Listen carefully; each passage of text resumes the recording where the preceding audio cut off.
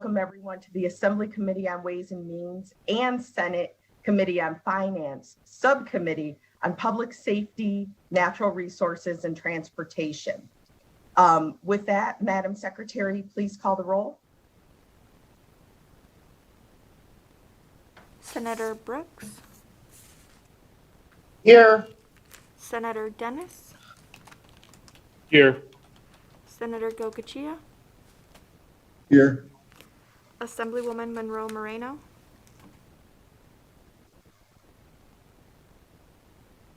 Assemblywoman Peters. Here. Assemblywoman Titus. Here. Assemblywoman Tolles. Here. Assemblyman Watts. Here. And Chair Miller. Here. If we don't have any members present, please mark them as present when they do arrive. Of course. Thank you so much. A few housekeeping items. Again, I want to welcome everyone that's participating in this meeting online, whether through phone or video. Also, to remind committee members to please leave your cameras on and the volume of your phone off. And of course, as we go through the presentation, committee members, if you have any questions, please send me a message so that I'm able to identify and recognize you. For members of the public, if you wish to provide public comment at the end of the meeting, please pre-register through the link provided on today's agenda. That's provided once the agenda is posted for the meeting on the Nevada Legislature's website. Upon registration, you will receive a telephone number and meeting ID. We also ask that each individual register on their own. That way we have an appropriate, an accurate record of everyone involved. When testifying and presenting, please make sure that you clearly state your name each time you speak so that we can be sure to record it accurately in the minutes. Our presentations for today is the subcommittee is working on the budget for the Department of Public Safety. So we will be reviewing budgets from both Parole and Probation and the Parole Board. Today, from the Department of Public Safety, we have Director George Tagliati. And with that, I would like to hand it over to the director, and we will begin the presentation when you're ready. Good morning, Madam Chairman, members of the committee. Thank you. I'll make this rather short. I want to introduce our new Chief of Parole and Probation, Tom Lawson. Tom has many years of experience with the Department of Public Safety, most recently with Parole and Probation, but he was also had assignments within the Highway Patrol. Some of you may remember him from prior legislative sessions where he has a fair amount of experience appearing before various committees to discuss operational and fiscal matters. So with that, I'd like to turn it over to Tom. Also, we also have my deputy director who is available, Sherry Bergman, who will also add to join in for any questions you may have as we go through the presentation. Tom, are you there? Yes, sir. Thank you for the introduction. Good morning, Madam Chairwoman and members of the committee. My name is Tom Lawson, representing the Department of Public Safety and the Division of Parole and Probation. I'm going to share my presentation with you.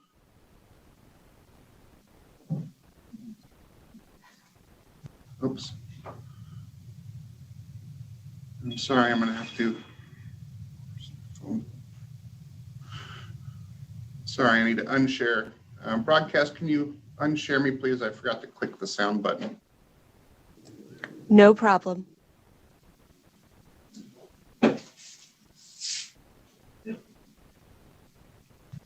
Okay. I believe I have shared properly this time. Okay, since you're nodding your head, Madam Chairwoman, I believe you can see it, so I will proceed. Thank you. Sorry, Mr. Lawson, this is broadcast. Your presentation is not getting through to the video online. Can you please do that one more time for us? Yes, I will. And just wait 2 seconds before you do it so that it gives the broadcast a chance to reset. Thank you.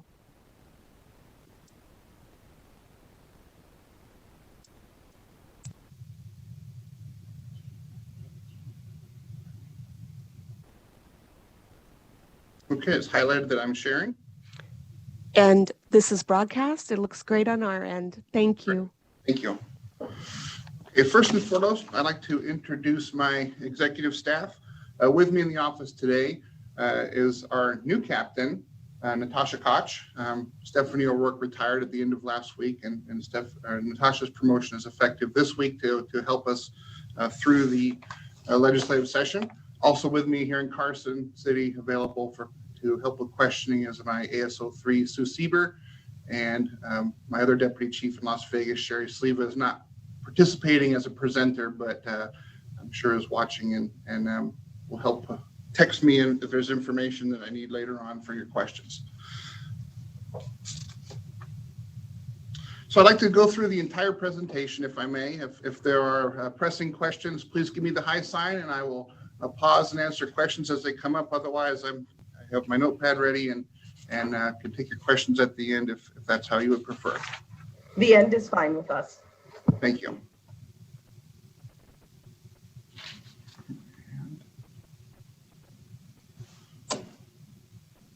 First off, we have a short video about who we are from the words of our employees. I have a few older brothers who work in law enforcement, and seeing them do their jobs and succeed and take pride in what they do really inspired me to follow in their footsteps. And the whole goal is just to make people successful and become mothers and fathers. Much like I am, as you can see behind me, my wife, and I have 4 sons. And nothing makes me prouder than to see an offender finally get off of probation and I see them out with their children and maybe even having a good job. Those percentages that don't fall within the success stories, they are out in our community, they're out there committing new crimes and doing things they shouldn't be. And so it's really rewarding to be on the side of figuring out what they're doing, stopping them from doing it, and if they do it, hold them accountable. We are in a hard time where people are not very fond of law enforcement, but I don't let that affect me at all. I always treat people with respect. I carry around stickers, I carry around fidget spinners for the kids around. I always want them to have a positive interaction with law enforcement. The point of parole and probation is us to supervise somebody that has a past history of criminal history, whether it be violent or drugs. We're able to hopefully get them away from that, and given all the opportunities that we have with counseling and things that we are provided, we're able to set them straight. We can help assist the offender on multiple different aspects, get communication from the counselor so we know what we can better do to serve the offender, not just dictating to them and telling them to abide by their conditions of supervision. We, as an organization or a division, go out of our way to afford every offender an opportunity.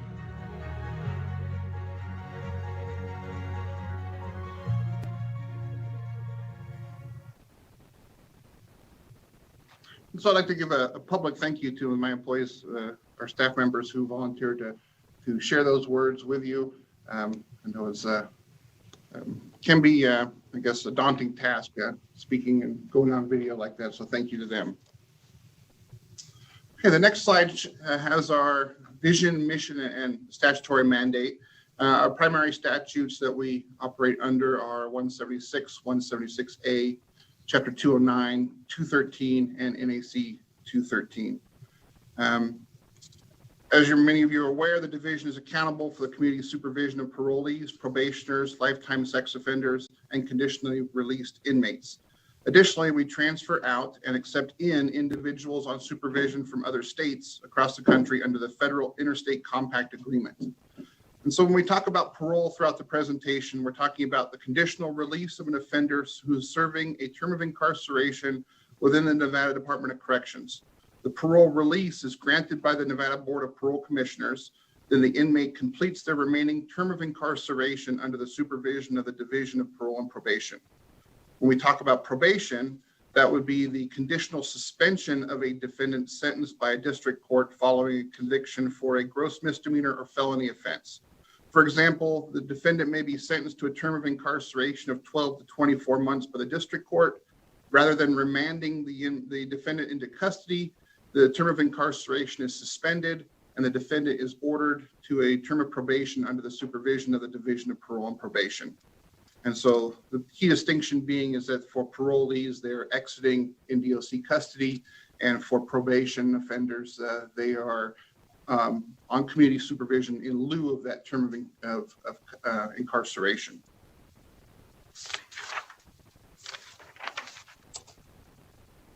I feel like I need more arms to cover my papers and my slides at the same time.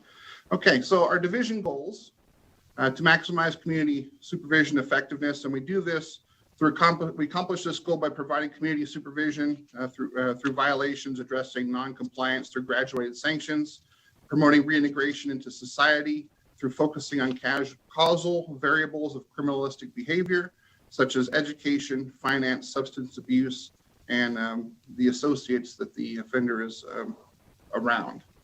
Some of our objectives along this goal are to improve our offender employment rates, to reduce substance abuse non-compliance, improve counseling program attendance and success, improve pro-social activities, and related to our staff training in the EPICS program, which is the coaching and training, coaching and mentoring philosophy that our officers use to engage and relate to the offenders during their supervision. Through judicial services, we maintain and monitor this goal through our statutory submissions of pre-sentence investigations to the district courts, and our performance measure in there we'll talk about later is related to the on-time submission of those reports to district courts. And secondarily, judicial services also relates to pardons investigations and our submission of reports to the Nevada Board of Pardons Commissioners. Our operational support systems, primarily that is our records management system that is still in development, and we'll talk about that with one of the decision units later on. Here's our organizational structure and our breakdown of our offices and commands when we refer to elements later on. Since you have that, I won't repeat that. And our program descriptions. This slide describes many of the programs the division is currently accountable for, from pre-sentence pardons and pre-parole or interstate compact investigations to offender supervision and oversight, and the collection and disbursement of restitution and fines or fees monies. Our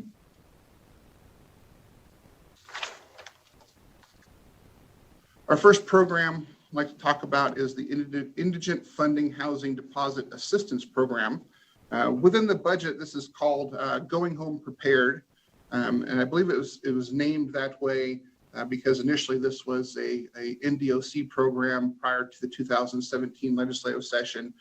During that session, funds were shifted from NDOC to the Division of Parole and Probation and enhanced, and PM Parole and Probation took over that program.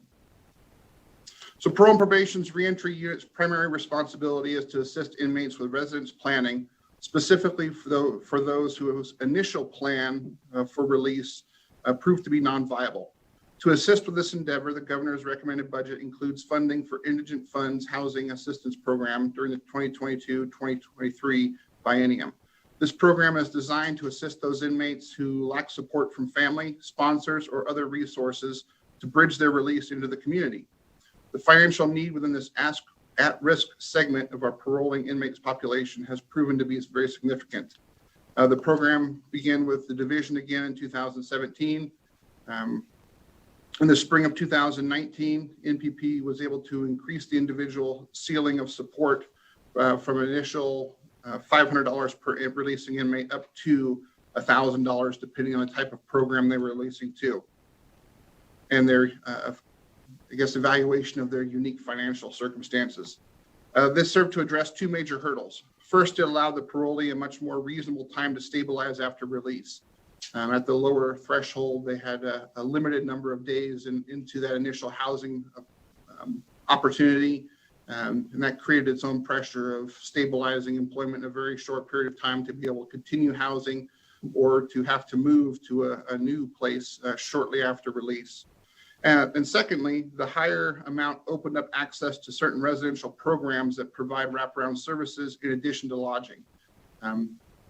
We found that if we measured out the dollars per day and incorporated an analysis of the services provided rather than just the roof and a cot sort of methodology, then there was a lot more bang for the buck by increasing the amount per offender, more stabilizing circumstance.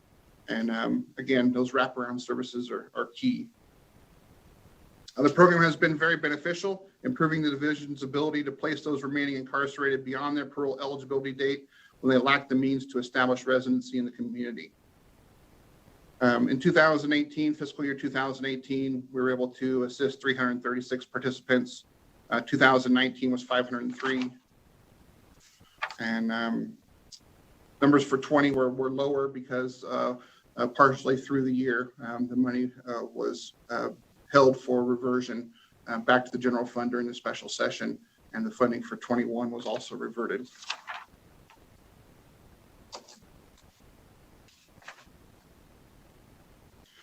Going along with this program is our embedded specialists. This program also started in 2017, and this is our primary mechanism for that parole planning process that I mentioned. The embedded specialists work within the NDOC facilities, work directly with the inmates, also do town hall meetings prior to distancing and requirements with COVID to kind of help the inmates plan for their release ahead of time, to be more proactive and try to prevent those bad plans from being evaluated, to make sure and really increase our success rate of the first plan being successful to prevent delays in release. COVID has negatively impacted us in multitude of ways. Many private halfway houses and transitional living facilities are not taking new parolees due to the extremely high rates of positivity cases in the communities and in the NDOC facilities. Secondly, an unintended consequence of the eviction moratorium is that the housing opportunities that in the past had experienced turnover, people aren't moving. So some of the placement opportunities that we had that were, I guess, felon tolerant housing opportunities are not having vacancies to place the offenders that we typically have been able to place there. And also, the impact to NDOC has also been substantial, and that has impacted our employees' abilities due to NDOC staff shortages, facility lockdowns, quarantines at facilities, and things like that. It's not been feasible for our embedded specialists to have the same level of access and one-on-one contact with the inmates to help facilitate that planning.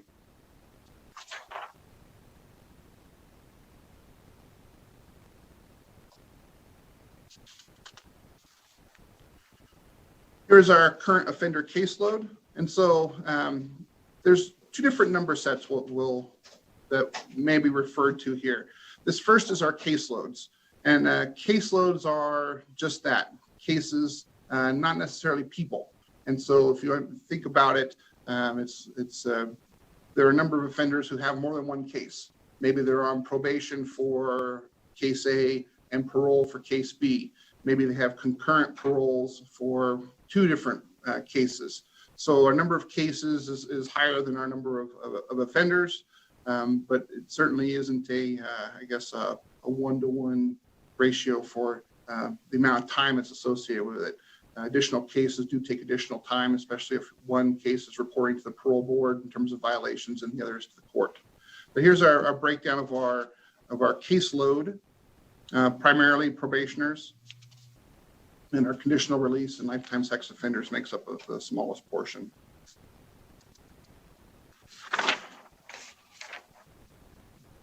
This slide discusses our performance measures, and these were recently updated with the update to the division strategic plan. One of our previous performance measures is mentioned here. Excuse me, that's the next slide. This slide talks about our parole discharge and probation discharge rates as our measurement of effectiveness. You notice in 2019, our numbers, 90% for parolees, and it's dropped in 2020.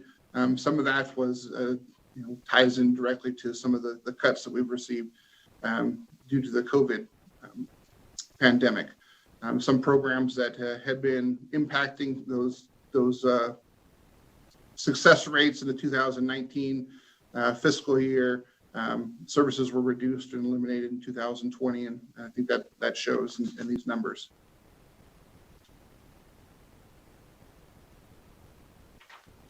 Comparatively, national discharge rates for 2019 for parole, the national successful discharge rate was 77.9%, and for probation, it was 61%. So in both probation and parole, we are more successful than the national average. This slide, the first performance measure, pre-sentence investigation reports. The previous performance measure was court concurrence with the division's recommendations, meaning that we had a scoring matrix and a risk assessment. And if we made a recommendation to the sentencing court that this person should be on parole or probation, and the judge agreed, well, then that was considered a concurrence, and we were tracking that rate. But upon evaluation, that was really kind of a bad performance measure for us, in that we were measuring something for our internal success that was completely beyond our control. And so we were looking to eliminate that as a performance measure moving forward with the update to our strategic plan. And then also under AB 236, the recommendation to the court was eliminated from the pre-sentence investigation report, which assisted us in that mechanism. More appropriately was our measure of our compliance rate with statute in terms of getting the pre-sentence investigation reports back to the court within the statutory timelines. And although that wasn't a performance measure, following the 2017 session, we had been tracking that historically. And so while it's not shown here for the 19 or 20 rates as a performance measure, official performance measure, the performance measure in that time range started at 81% and increased to 94%, 94.8%. And that's our target moving forward. This slide talks about primarily our civilian staffing caseloads for the respective units. Our court services staff perform a vital function within the division. And this is an area that was really unique to me in coming from the Highway Patrol to Parole and Probation, is that a significant portion of the staff at Parole and Probation are operational while civilians. That's kind of an oddity in the law enforcement community. Primarily sworn staff are operational and the civilian staff are support, but that's certainly not the case here. We have a very large chunk of our staff are operational in terms of their services to the court, the parole board, and the pardons commissioners. One element I'd like to discuss here is that the caseloads for our court services specialists, the 12-to-1 specialist 3s, those are considered our PSI writers, our pre-sentence investigation writers. And then the court services specialist 4s work as a lead worker and also provide training to the 3s, very similar to our public safety training officer program for our sworn staff, on the job training and coaching as they learn to write PSIs. Another element that ties into this slide is in terms of in the 2017 session, we were granted money to do a staffing study on the pre-sentence investigation unit, specifically the specialist 3s. Results of that staffing study is what you see here with a 12-to-1 ratio, meaning that each specialist 3 has the capacity of writing 12 PSIs per month on average. What was missing from that initial study and identified in that report was that they recommended a follow-up study on the specialist 4s and the specialist supervisors. In the 2019 session, we were granted funds to do that study. We engaged in the contract, had the contract approved by the Board of Examiners. And when we got to the point of actually scheduling the desk audits and the site visits by the vendor to perform that work study for our specialist 4s, COVID hit, and with travel restrictions and the necessity to isolate our offices and reduce the number of people in the offices in compliance with the governor's executive orders, those studies had to be canceled. And ultimately, the funding for that study was reverted to cover shortages in the state general fund. Absent the external study, the division had recognized, and one of the reasons we asked for that follow-up study was we recognized that the specialist supervisors specifically, and also the specialist 4s, this requirement of 8-to-1 truly exceeded their capacity and their available work hours. And so we did an internal study examining both those work units. And that internal study found that with the specialist supervisors currently being required to read all of the PSIs and review all the PSIs that are being completed by the specialist 3s and the specialist 4s, they have only 4 hours a month per person to perform as a first-line supervisor for their staff of eight specialists below them. And so before they can complete any of those personnel issues, like their required monthly annual evaluations, any discipline issues, hiring of participating in the hiring process of additional staff, they've only got 4 hours an entire month to perform those duties beyond the reading of PSIs.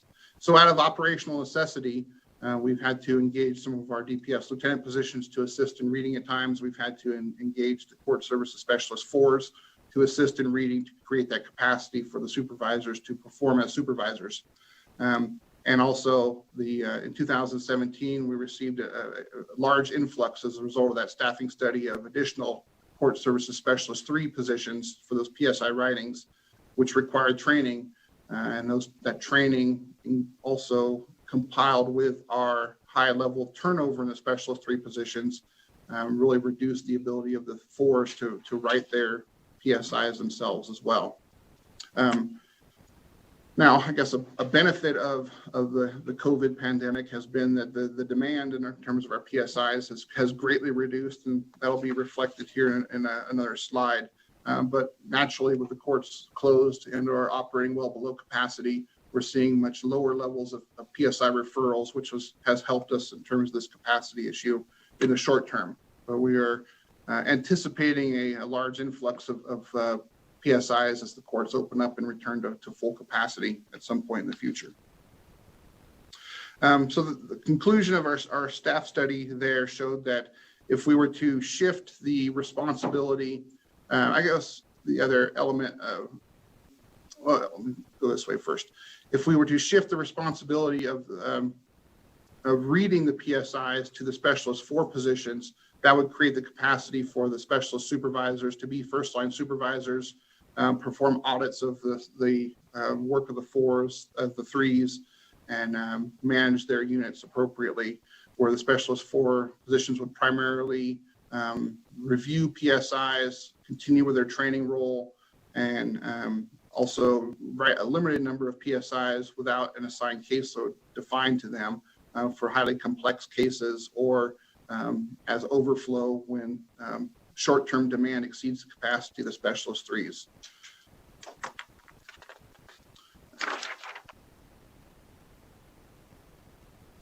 Here's our caseload ratios for the sworn officers. And there's a lot of information on this slide, and rather than read through these, the only point I'd like to make here is that there is an enhancement unit we'll discuss in depth related to our low-risk supervision element, and that is our E225, where we're seeking to modify that caseload ratio. Here's the average caseload for Las Vegas and Reno officers. And again, this is focused on Las Vegas and Reno primarily because our rural caseloads have a mixed caseload of 75-1.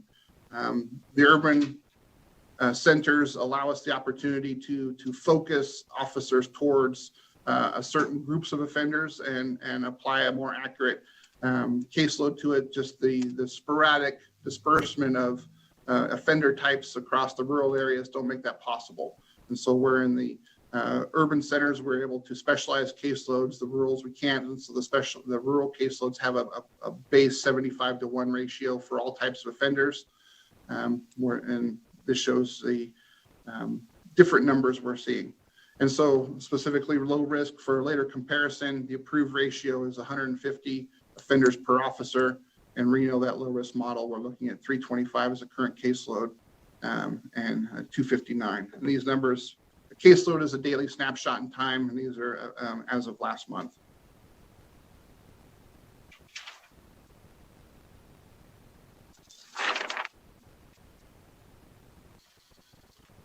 This slide shows our caseload actuals and the JFA projections that we have at this point for 22 and 23. And so the JFA, or James Frank Austin projections, come in typically twice a year, and there's a spring projection and a fall projection. And so when initial budget instructions come out, we build our first projections based upon the spring projection report. And so last year around August, we had to do our first cuts of the budget, or first drafts of the budget, would be a better word, draft. And so that relied upon the spring numbers. And then in the fall, this year it was, last year was November, the fall projections came out. And at that point in time, we do adjustments to all of those decision units to have those ready for evaluation.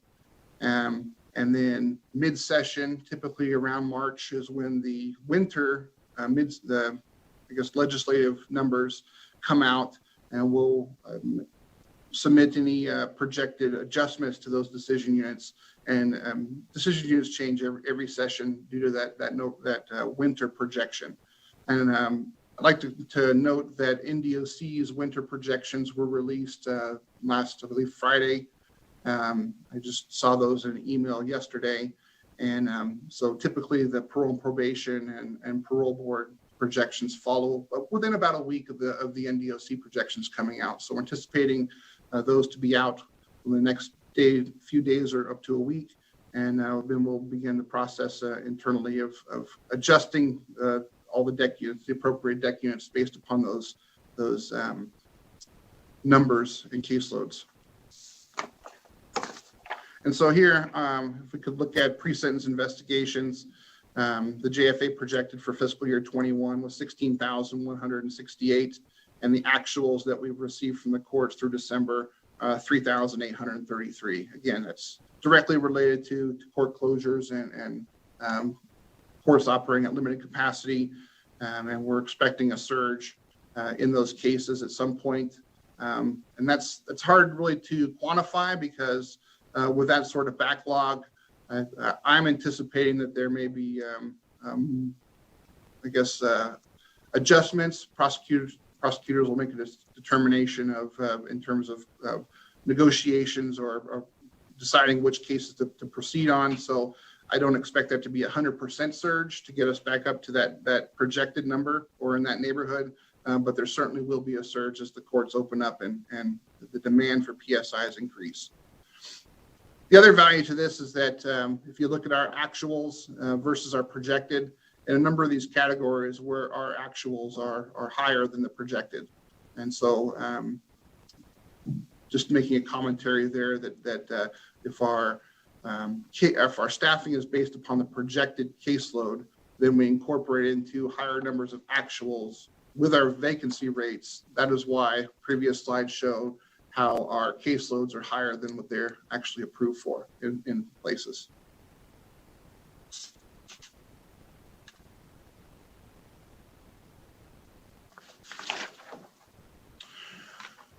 This slide shows our staffing, both are for our sworn and our non-sworn, as well as our fill and vacancy. Currently, we are carrying a considerable number of positions that are vacant. The division is approved for this biennium, the current biennium, at 609 positions. I guess coincidentally, the next biennium budget, GovRec, includes also 609 positions, but those positions are adjusted by classification due to the decision units we'll discuss here in the future. Some decision units will have a plus in terms of staffing, others have a negative. Coincidentally, they're both at 609 currently. And again, that's prior to the winter adjustments coming out. So our current vacancy rate, to point out, is about 20%.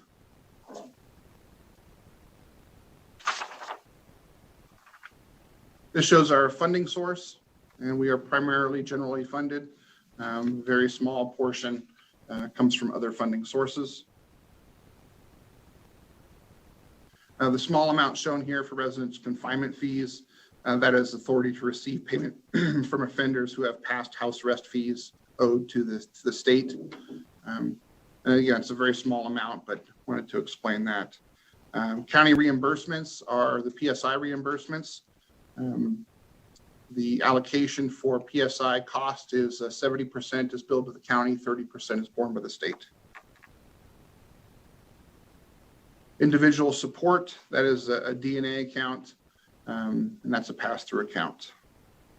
Extradition reimbursement, so if an offender absconds and is located in their state and their extradition costs, those are billed back to the offender.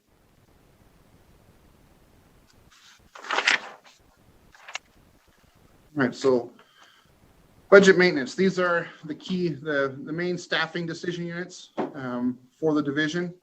The 201 historically is our non-sworn pre-sentence investigation writers. The current projection that I guess is under consideration actually uses the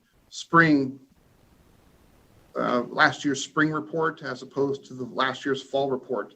And so prior to, I guess, incorporation of the staff study we did and things like that, this decision unit currently is showing that 17 positions will be cut out of the PSI unit based upon the current staffing, the current caseload ratios.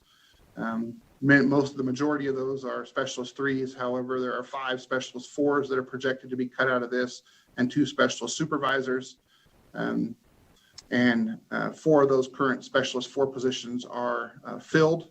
And as written, this decision unit will result in the layoff of 4 specialist 4 positions. The M202 unit ties in to our sworn positions. And again, we'll see numbers up, numbers down with this decision unit by location. Some officers will be plus officers, other officers will be minus officers. And this initial projection is based purely on JFA and does not incorporate the E225 decision unit that we'll talk about with our low-risk supervision methodology change. And so should the E225 be approved, that would result in an additional change to the M202. And the 202, I guess, is conditioned upon the 225. However, should the decision be by this body to not go forward with the 225 decision unit, and the 202 would remain as written. I understand it's confusing, and if I have confused you more, please ask about that one. But they are interrelated. 203 talks about interstate compact and post-conviction reports. And again, based upon that spring JFA report, there is no adjustment here. However, in evaluating the fall report, the fall report would indicate that there will be an adjustment to this, and we are anticipating that the winter report will require the adjustment or the addition of a 203 decision unit for your consideration. The 204 unit talks about our headquarters office and our non-sworn staff, and that's primarily pardons, pre-release, and our warrants and extradition unit.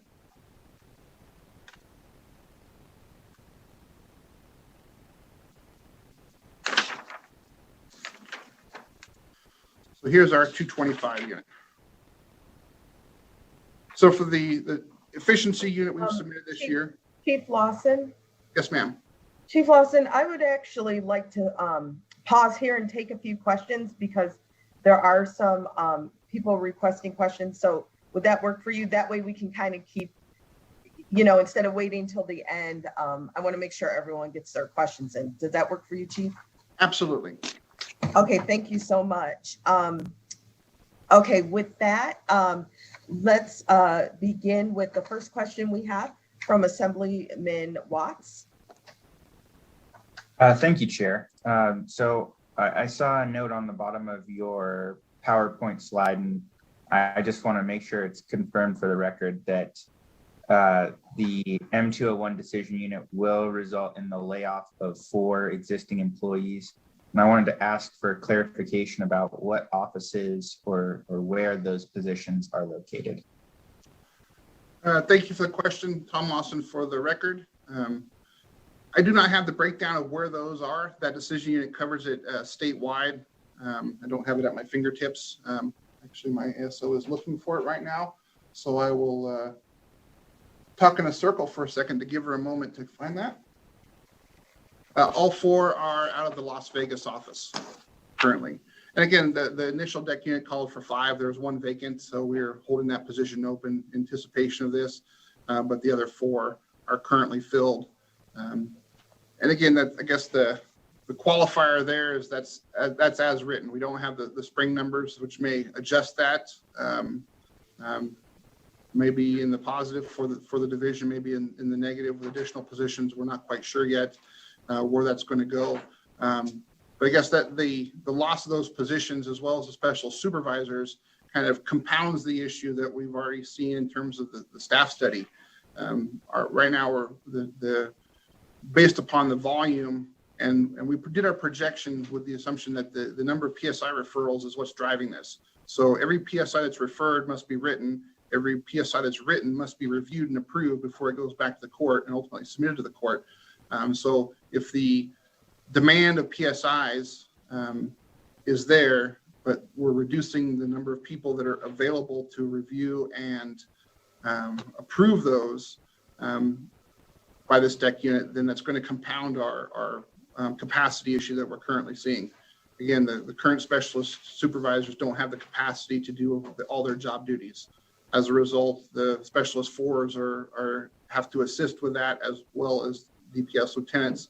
And so the loss of those 7 positions projected by this deck unit will be compounded by the fact that neither one of those levels, the 4s or the supervisors, have the capacity to perform the job as their caseload demands right now. Thank you. I appreciate the additional context, including that under this current write-up, there would be 4 layoffs, all in the Las Vegas office. That's the only question that I have right now, Chair. Thank you, Assemblyman. Assemblywoman Peters. Thank you, Chair. I have 2 questions, if that's okay. Sure.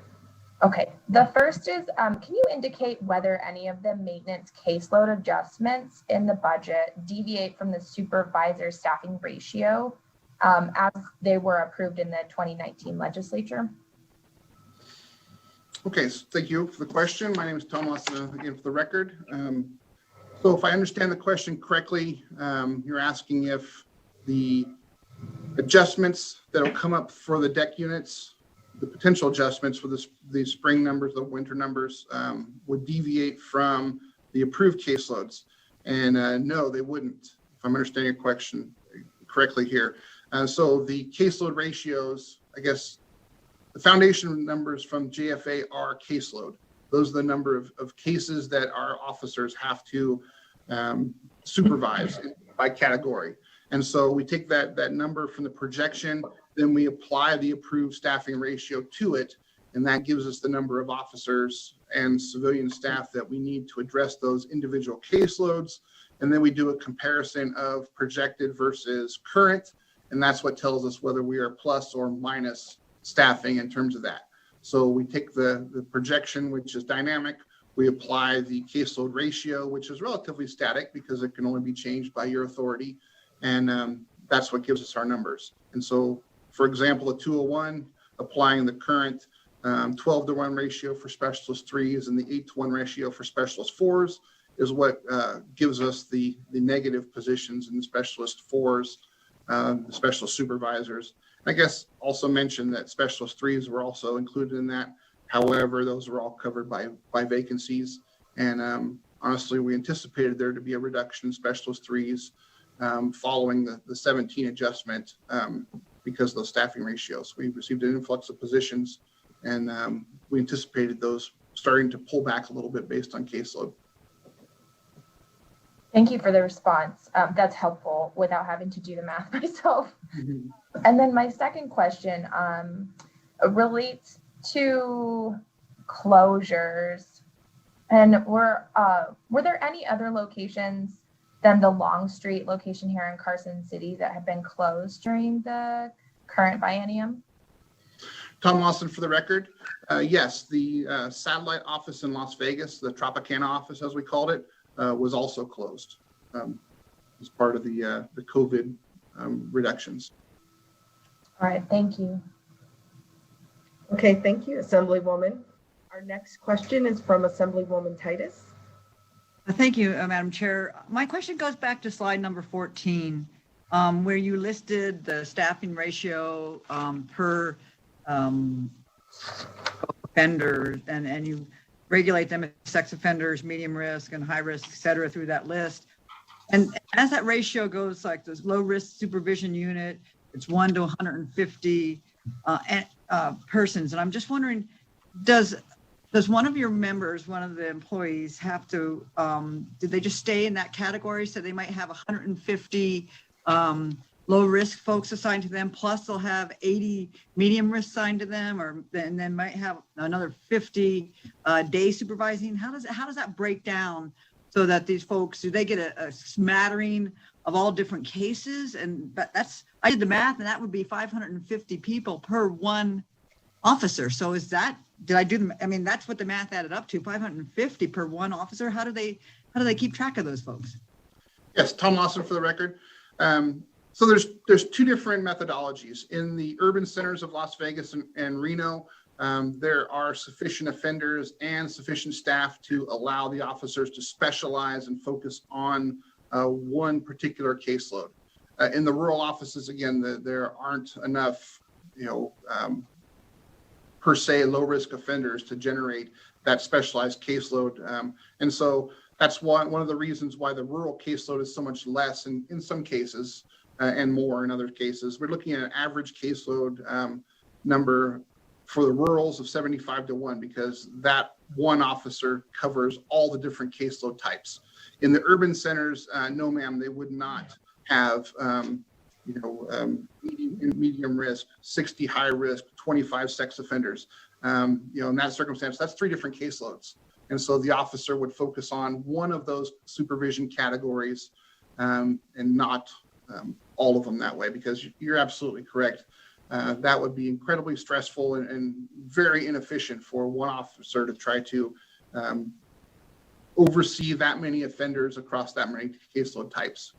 Great, thank you for that clarification. I was very concerned for your officers, a pretty heavy lift, so thank you, sir. Assemblywoman. The next question is from Assemblywoman Tolles. Yes, thank you, Chair. And just a couple broader questions, if I may. One, I'm just looking at, I understand that we're getting projections on caseload from JFA, and the projections are from last spring, and then we have new projections from fall, and then we're anticipating more projections, I believe, by the end of this month. Could you just walk through the timeline? And it feels like there's a lot of moving pieces to this budget in particular, and a lot of moving pieces to these projections. So could you just center us back to where we are in that process and how it might be changing even through this legislative session as we get new projections? Absolutely. As I said, there are typically 2, Tom Lawson for the record, sorry for that. There are typically 2 projection cycles per calendar year, one in the spring and one in the fall.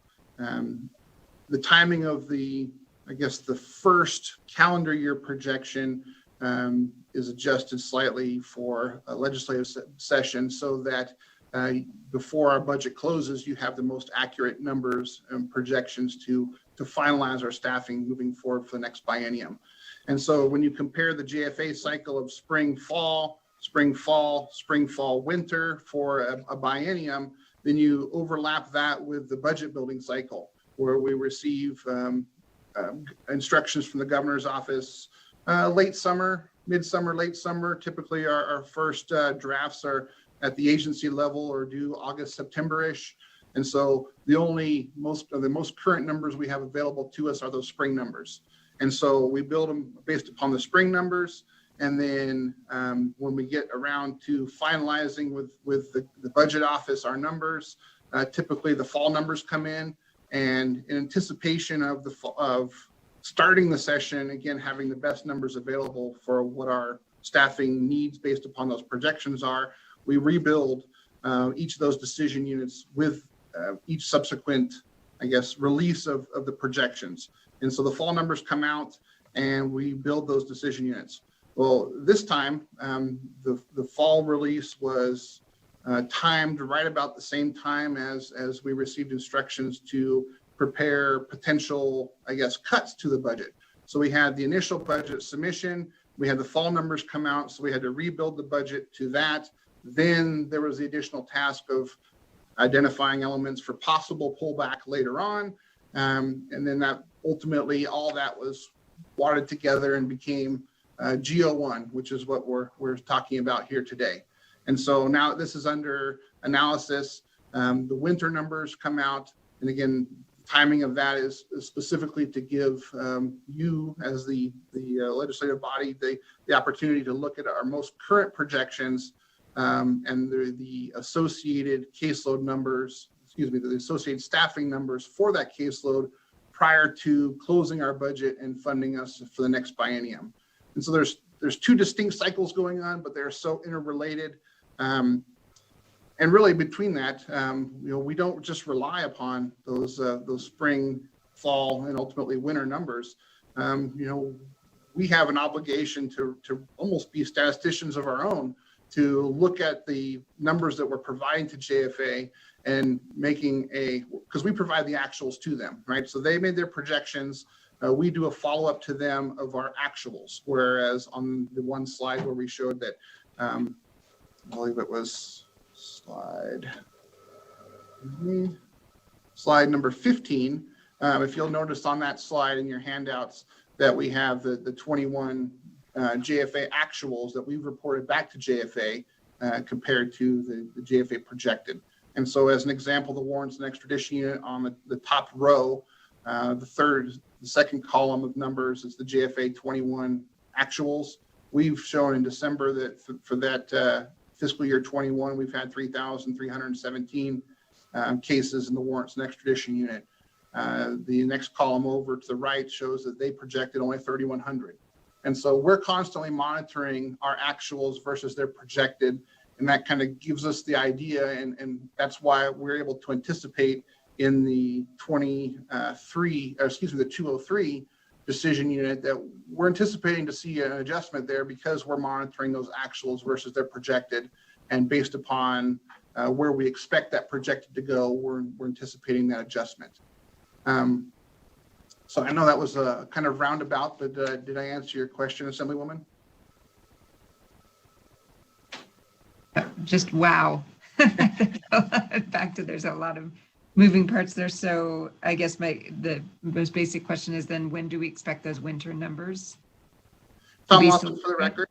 As I said, the NDOC numbers just came out, and once they complete the prison population numbers, then that is the foundation for JFA to produce their projections based upon prison releases. So they need to know how many people they anticipate to be in before they can determine how many people will be coming out. And so that we usually follow right around a week afterwards. And this is a dynamic relationship. We've had a number of calls throughout the year with their staff talking about numbers. The PSI numbers are one that's, wow, that's a huge outlier because of this situation of how do they incorporate, those projections given the current environment. we've had specific talks about that, of how do we adapt for that surge we're anticipating in terms of PSI numbers when the courts get back to full capacity. So, very dynamic. You're absolutely correct on that. But again, we're constantly monitoring that so we have an idea of where things are going. And on the side too, it also, that analysis allows us to best make game day decisions on our staffing, on what we have to do. If we have a vacancy in this unit that's a specialist 2 or 3 position, maybe because of those lower than actuals, maybe we shift that resource to a vacancy in a different unit. So there's behind the scenes movements to best allocate our staffing as well, in conjunction with the approved caseload ratios. All right, thank you. Assemblywoman, if you have additional questions, can we take those offline, please? Sure, thank you. Thank you. Senator, your question?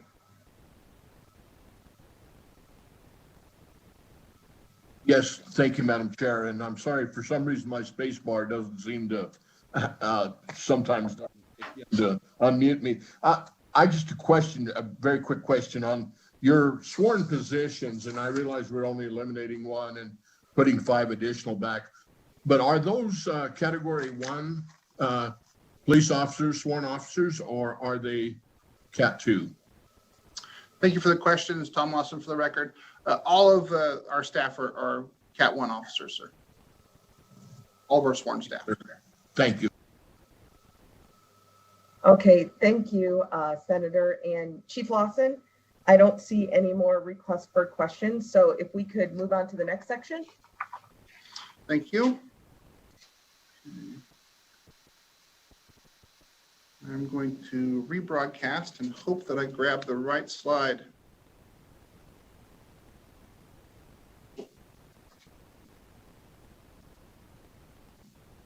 Nope, that's not it. This one.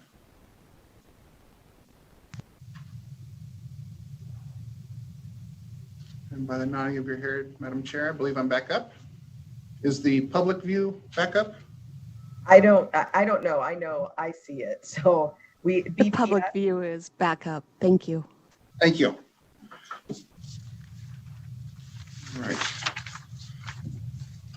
All right. So now for the E225.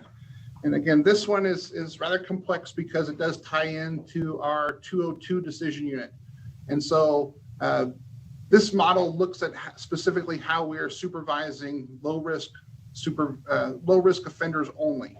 And so for our urban areas, Las Vegas and Reno, we're seeking approval to modify that caseload ratio for low risk supervision for a number of reasons.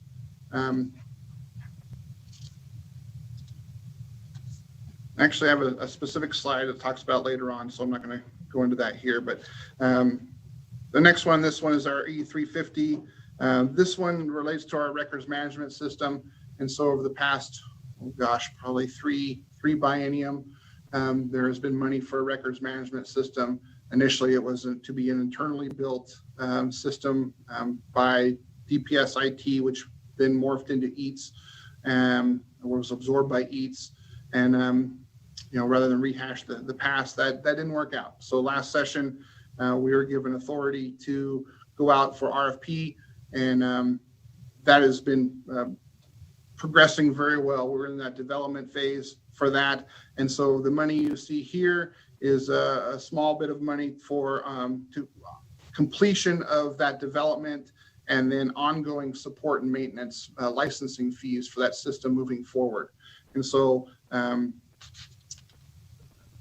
we can expect, under that contract, there would be a recurring cost for the record management system moving forward in future biennia. The E356 is our Going Home Prepared. Again, that's the name that was carried forward from when NDOC had this program started. And internally, we call this our Indigent Funding Housing Assistance Program.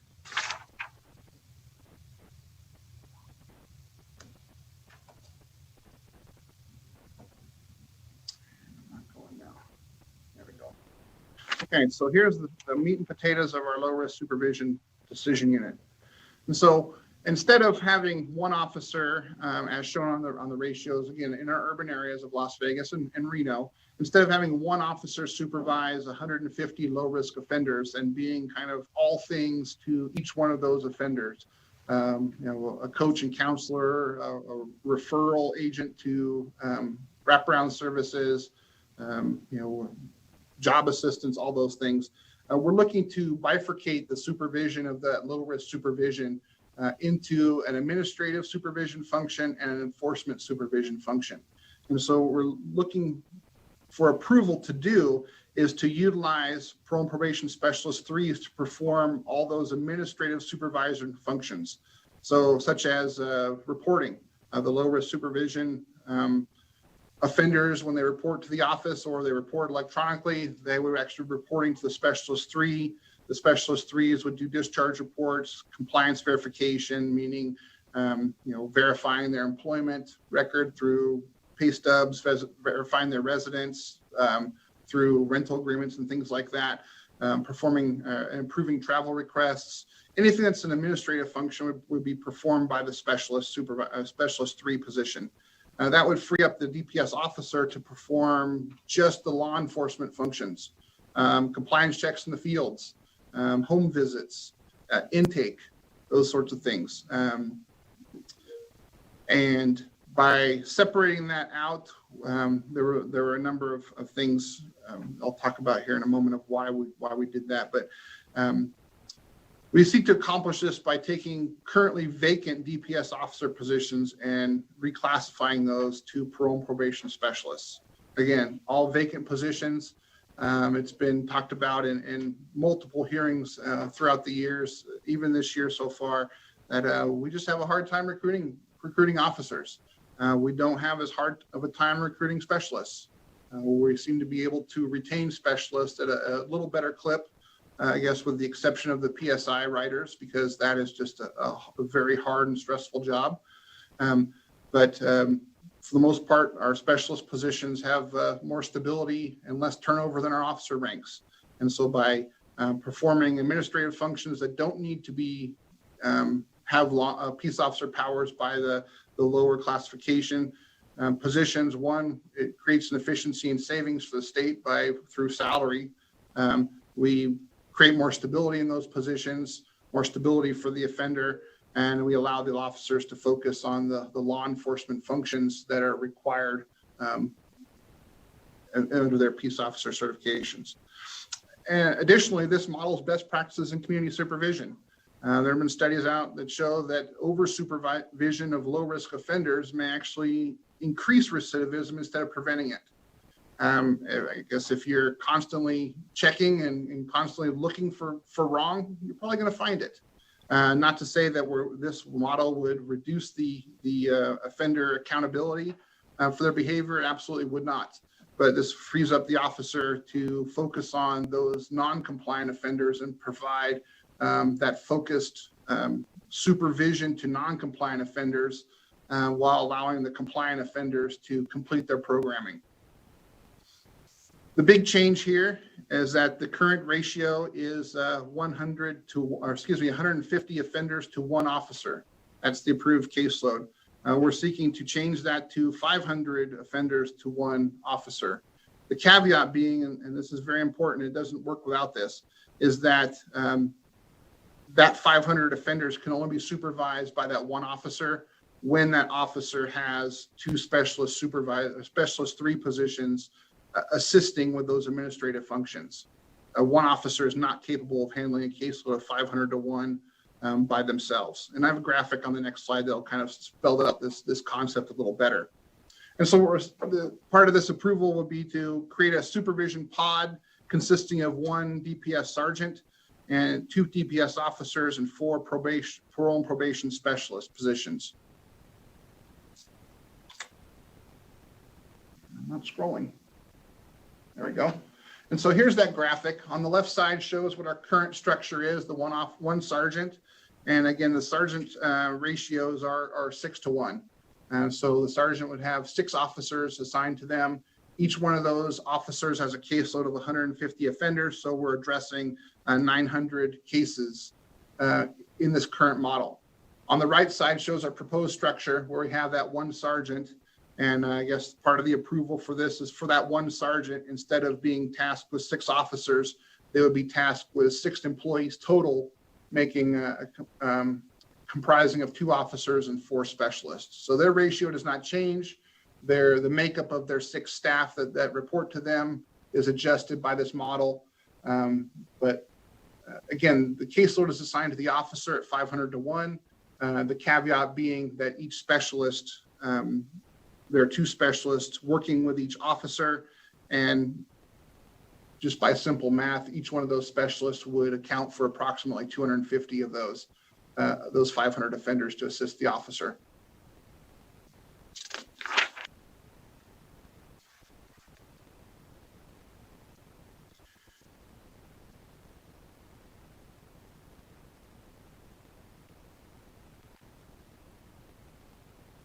And as I mentioned, there are savings, to the state because of this, with a downgrade of those and reclassification of those vacant officer positions to specialist.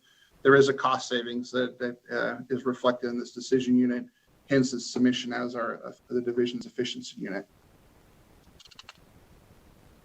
I'm going to pause for just a moment to see if there are specific questions on that one.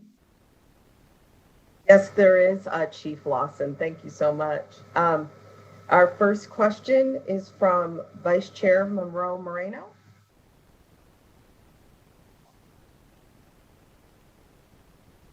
Vice Chair, I don't know if we can hear you. Still not. Okay. Well, I have one question right now. Chief Lawson, when it comes to you showed a diagram of the pods or the pod model, and I just want to clarify, when you're assembling that team for the pods, that would be everyone in the same physical location. Is that correct? Tom Lawson, for the record, yes, this pod concept would only be in Las Vegas and Reno. Because again, the rurals don't have that many low-risk offenders to justify a pod.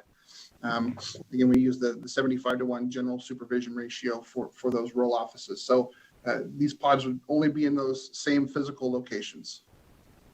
Okay, and did the department look at those ratios when determining specifically the sergeant to staff ratios related to this proposed sergeant to staff ratio? Tom Lawson, for the record, the sergeant to staff is what's currently authorized is 6 to 1. We're asking for, I guess, the approval to have this pod that 6 to 1 be comprised of both civilian and sworn positions. For the typical sergeant position, no, our sergeant positions are allocated based upon the ratio of officer to sergeant. Every 6 officers generates one sergeant.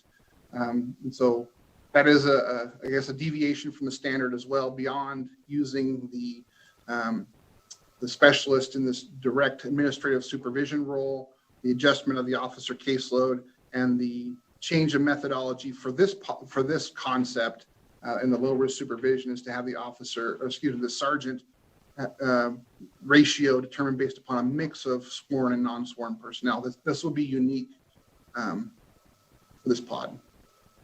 And Chief, one final question before I pass it on to other committee members.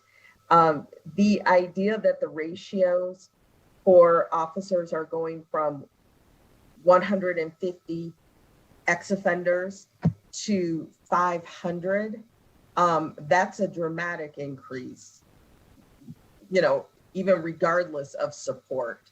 That's a dramatic and alarming increase. So can you please describe why you believe that this would be efficient and still provide the service that we need without the burnout and the lower retention that you just mentioned of our officers? How exactly is that going to work? Okay, Tom Lawson, for the record, So if you look at each leg of the pod, you have one officer and two specialists, and now you're looking at 500 offenders to be combined supervised by 3 individuals.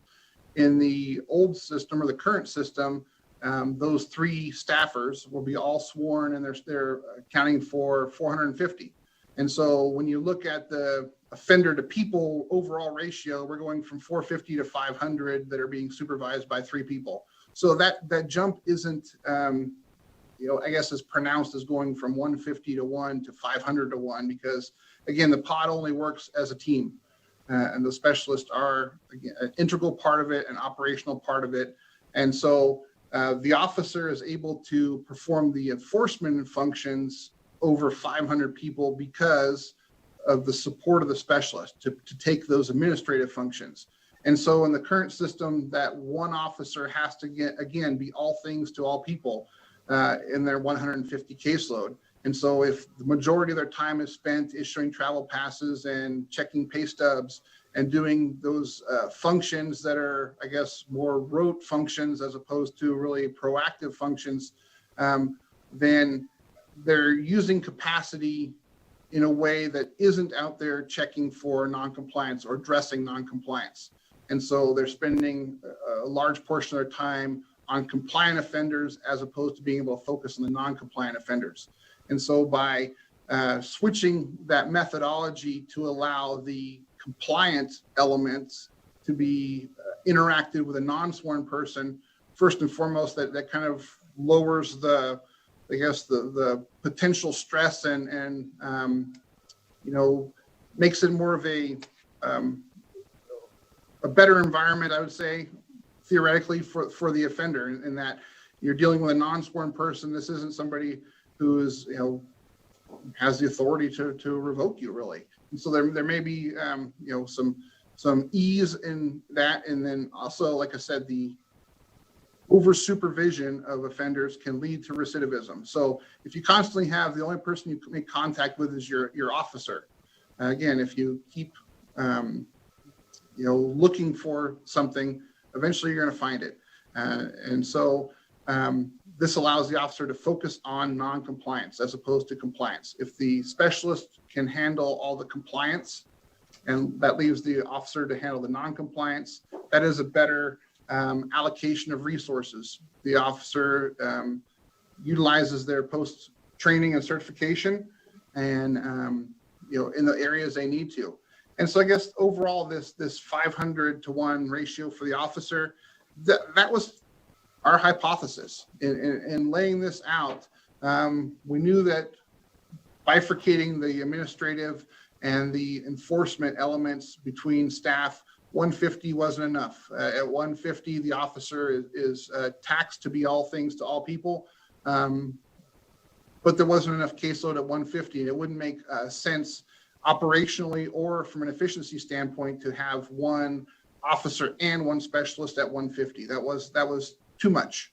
And so, Chief, I just would like to clarify and make sure that we're concise here, and for the edification of everyone listening right now. So the specialists are non-sworn officers who will pick up some of the administrative or maybe tedious roles while monitoring ex-offenders. And also, just to be sure, they will have direct supervision by a sergeant. And also, will there be clear-cut, defined roles of what they can and cannot do? Ultimately, do you believe that this will reduce recidivism? Tom Lawson for the record. So trying to address each point of your question. And again, you can really respond with yes or no. Okay. Yes, the sergeant will have direct supervision over the specialist. The officer is not a supervising position by classification. The sergeant will be the supervisor for all 6 employees.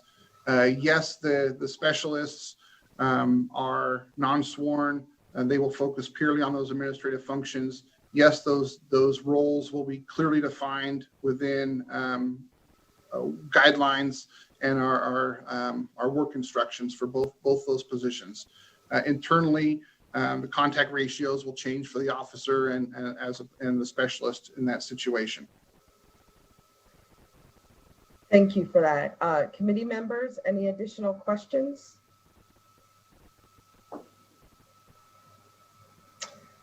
Okay, seeing none, if we could move on to the next section. Okay, Tom Lawson for the record. And one final point on this is that, again, the 500 to 1 was our hypothesis on this. There is certainly the potential that once we receive data back, assuming this is approved, we may be asking for an adjustment to those caseloads in the next session. I guess that I apologize, Chief. I guess that triggers one more question. So if you find that it is a challenge or a problem, the plan is to wait until the next session to ask for an adjustment. At what point will you realize that this is or isn't working? What is your measurement for that? Tom Lawson for the record.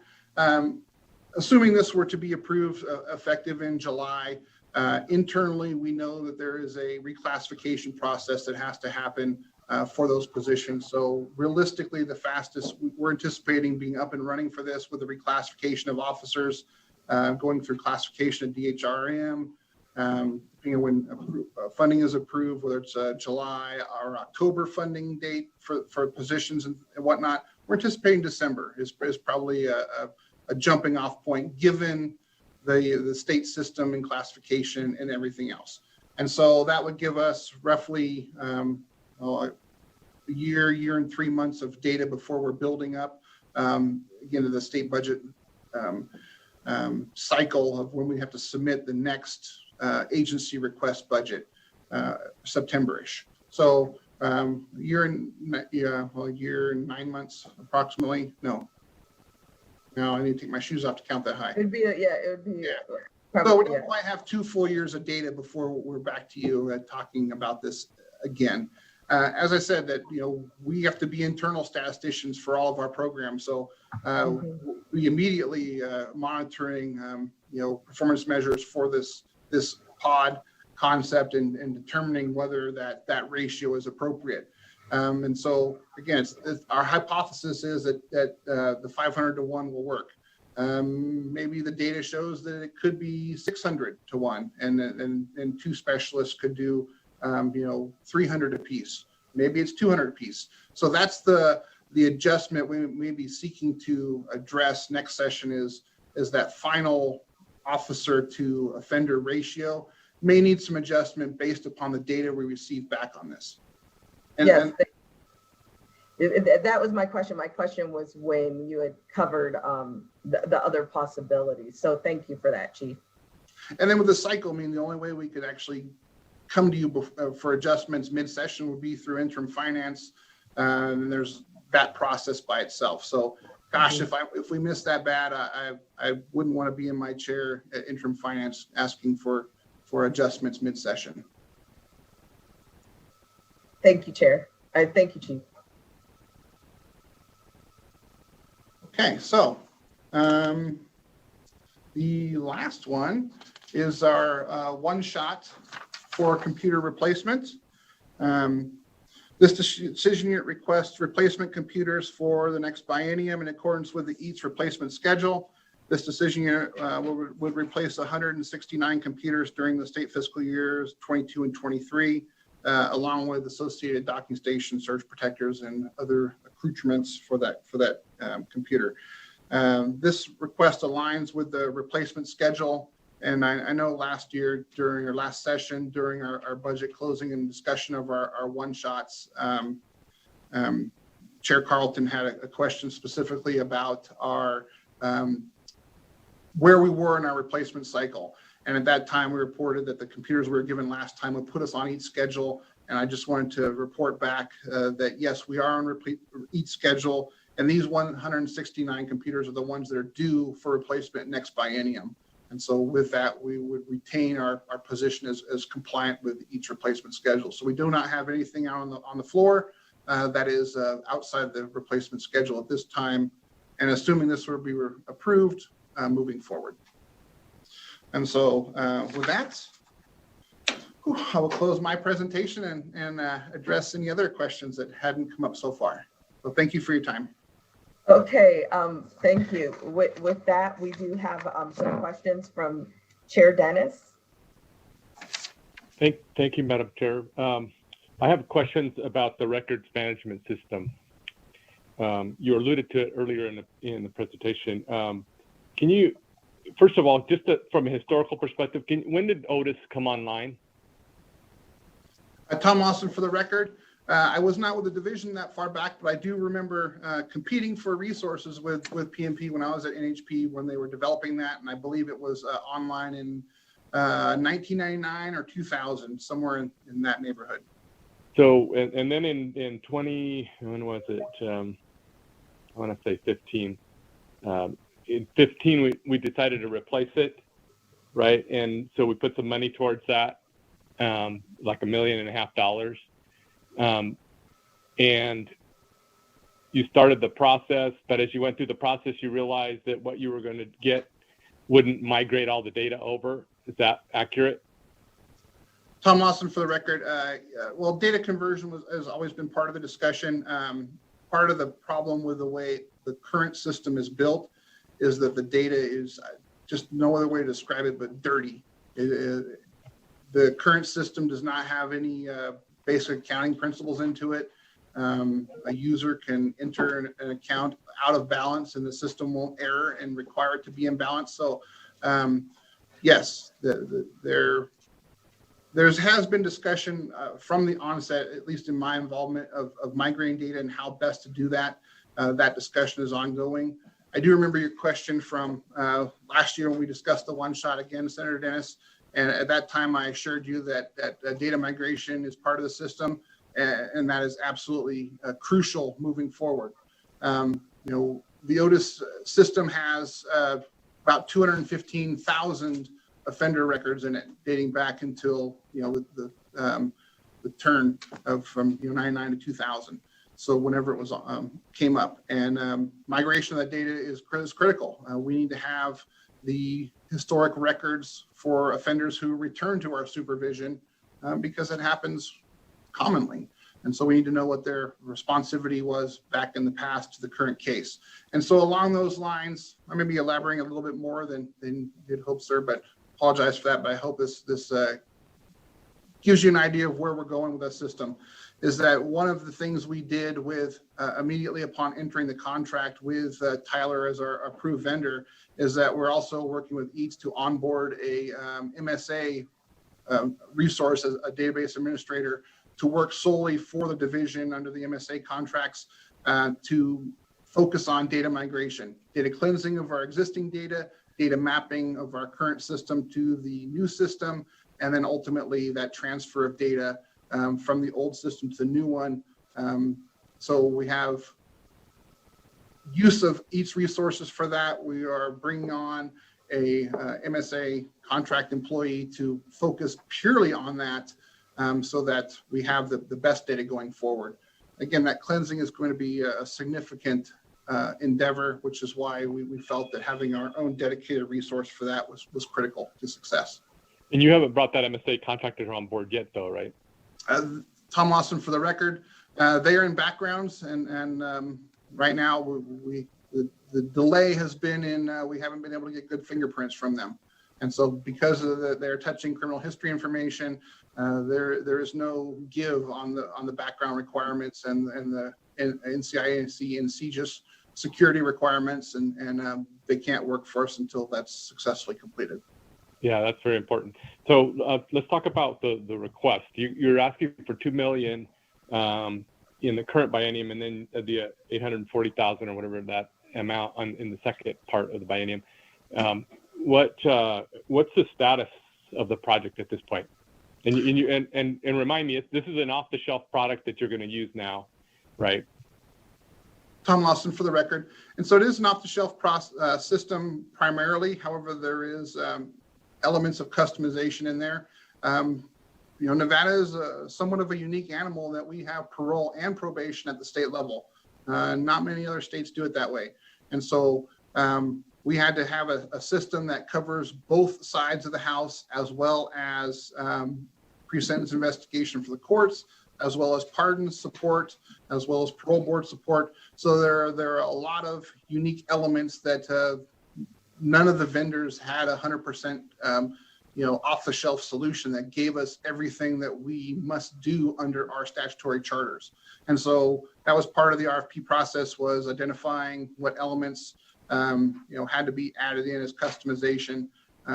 It's a considerable endeavor for the projected customization.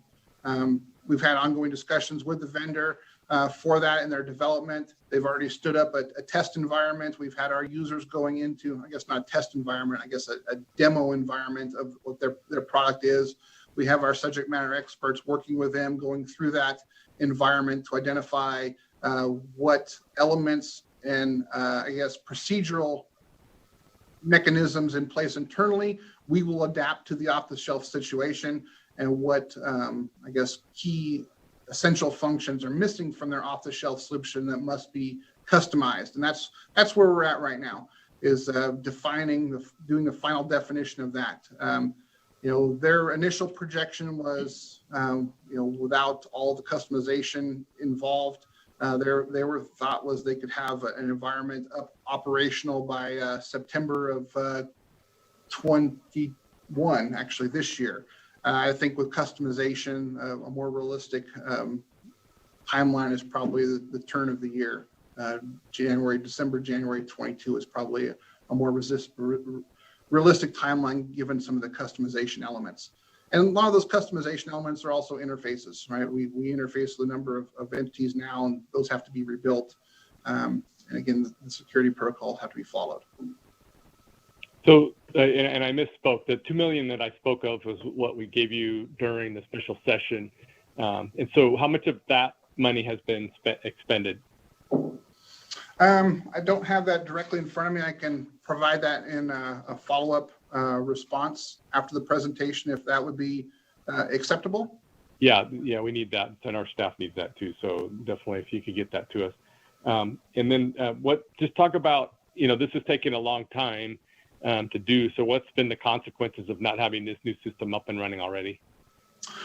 Tom Lawson for the record. Some of it is that we're still collecting data into that or dirty data in that bad system.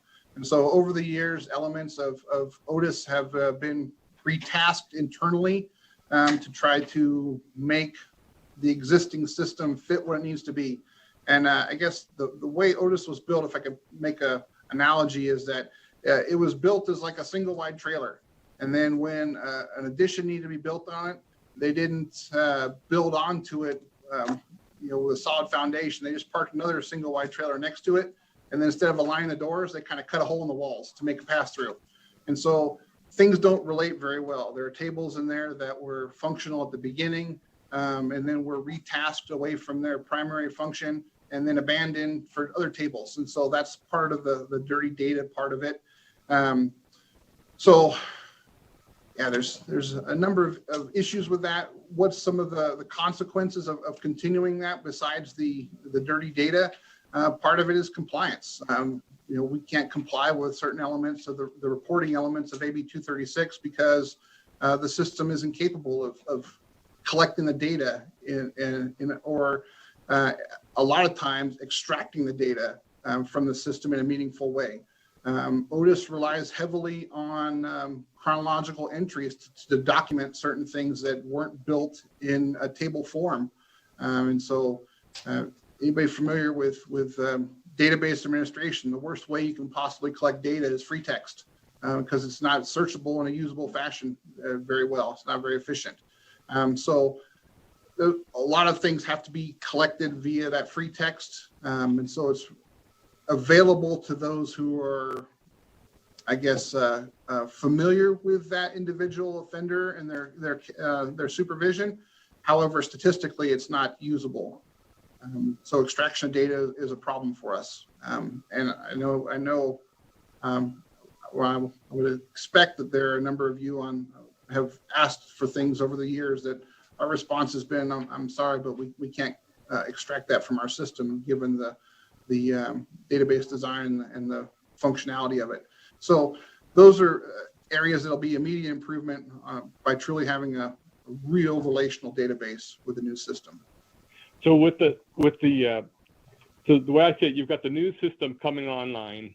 You got an MSA contract that you're going to bring on board that's going to take that data, and I assume that he's also going to be able, that person's going to be able to take the free data or the free text and anything else and kind of comb it all into a format that could come into the new system, so then it would all be searchable. Is that accurate? Tom Lawson for the record. I'm anticipating the old data still won't be searchable, because when it comes in, there is a necessity to have certain things collected by free text. In the new system, we want to minimize that as much as possible. We want data to be collected in a searchable fashion, but there is a necessity to have some sort of free text in there. So the historic records, the chronos, would come over and map into the new free text for historical reasons. But going forward, the collection of that data will change dramatically so that it'll be searchable moving forward. The cost associated with trying to parse out that free text into a tabular format, I would hate to see that price tag. I think that would be very difficult and expensive to accomplish. So then the MSA contractor, what is that contractor going to do? Is going to clean up the dirty data so you can move it over? Tom Lawson for the record, it's really three things. First is I need to map the old tables to the new tables to see what matches up. If, for example, the parameters of the old table don't match the parameters of the new table, they need to reconcile those. If this table is coming over as an alphanumeric character is acceptable, but the new table will only accept numeric or only accept alpha, they have to reconcile those differences. Otherwise, when the alphanumeric tries to pop into an alpha only, it errors and it won't map. So those sort of mapping things have to be taken care of. Data cleansing is part of it. A huge portion of that will be our getting ready for an accounting module, going from a non-GAAP compliant accounting principle, or really no accounting principle, calculator, to a true accounting system that is built upon GAAP principles. That's going to cause some errors in our data. And so trying to figure out how to get the most and best data from the old system to the new system, it will be a significant chunk of that. And then ultimately monitoring that transfer over and doing data checks to ensure the data came over properly with test scripts, test runs before we do a final production run. Okay, so Chair, Chair, is this your final question, Chair? Just one final, I just need to clarify the MSA. How is the MSA being paid for? Tom Lawson for the record. Internally, we have budgeted from the allocation of the 2019 session. We've allocated an internal budget to cover that MSA cost. We also allocated some internal funds for each programming as well. We know there's going to be some involvement of their database administrators, their programming staff, but we've allocated that from the existing money that we were given in the 2019 session. Okay, great. Thank you. Thank you, Madam Chair. Yes, and with that, Chief Lawson, I know that you said your presentation, that you were finished with your presentation, but I do not want to not give members an opportunity to ask about the Going Home Prepared program. So members, if there's any questions about Going Home Prepared.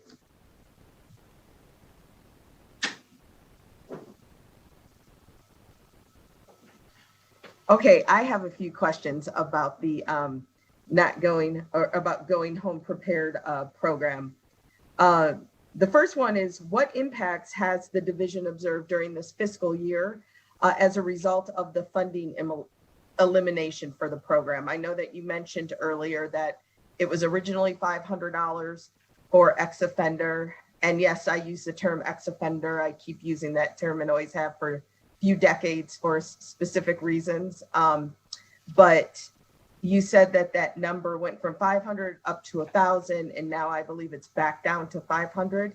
So can you explain what the impact has been on that reduction? Tom Lawson for the record. Yes, upon initiation of the program, we used the $500 primarily because that's what NDOC was providing, and that was a starting point for us.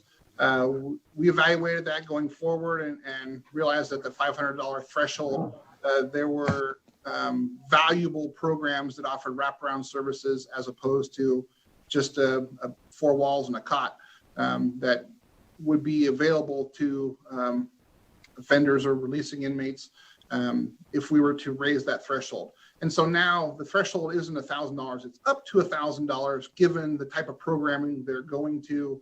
And ultimately it's a limited pool of money for the demand.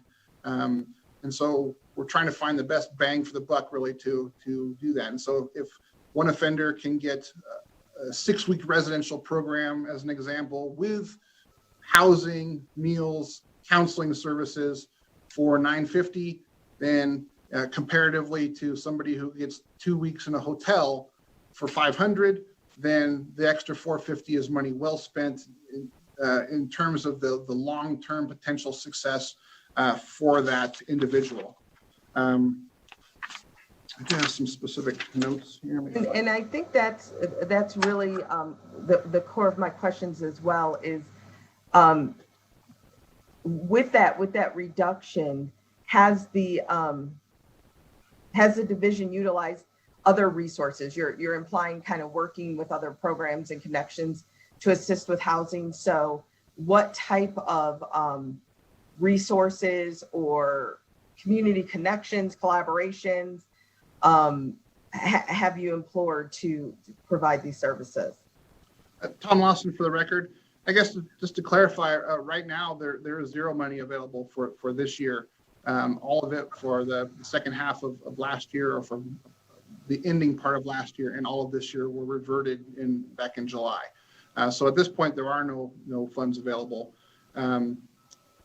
Those partnerships are important. So without the ability to look at this, we're trying to find and foster relationships with vendors for offender pay situations. If the offender is a veteran, we do a lot of pre-vetting, and our embedded specialists look to pre-vet qualification for different types of programs as part of their parole planning process. Again, the focus being proactive and making sure that the first plan that's submitted is the successful plan. So we have all those elements in place.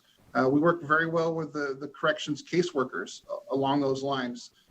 Theoretically, under statute, the first draft of the plan is the responsibility of NDOC, and on our staff, by I guess the embedded specialist program, step in upon failure of that first plan.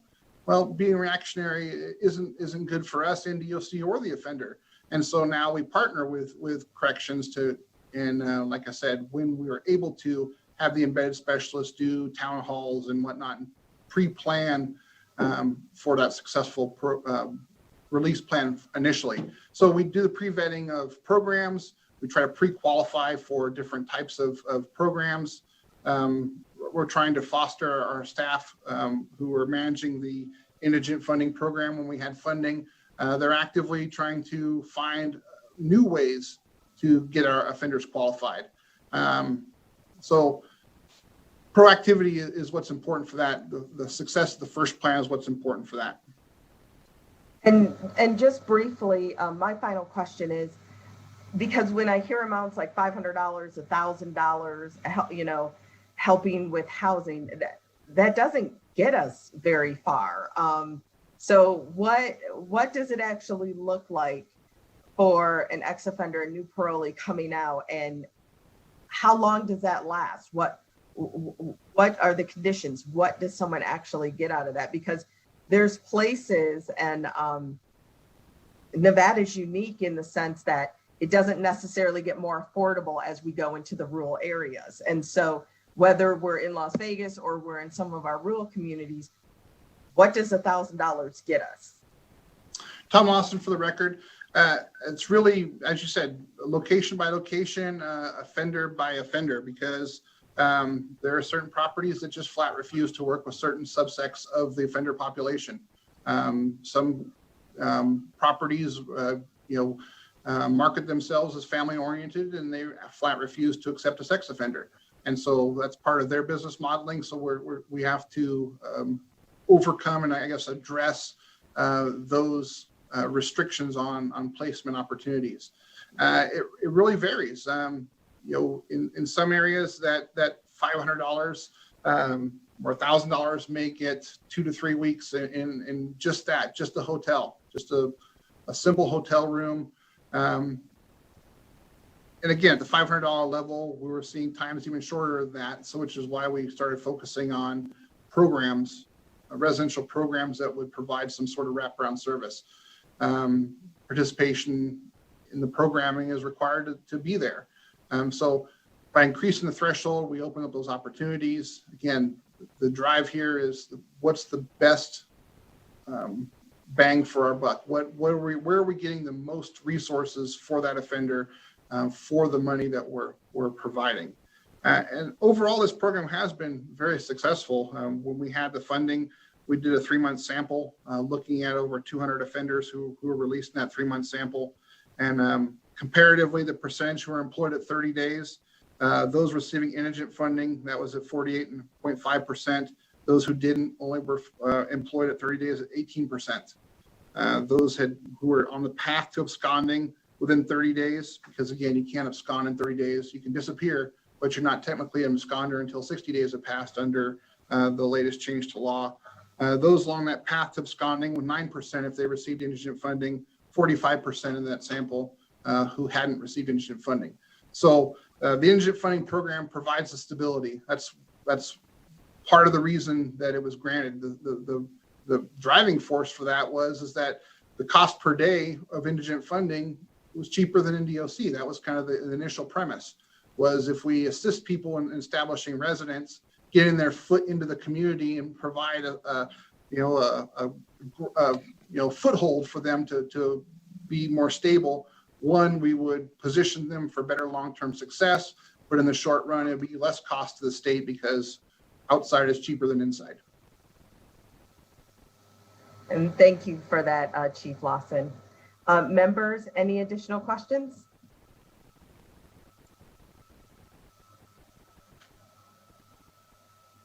All right, seeing no additional questions. Thank you, Chief Lawson.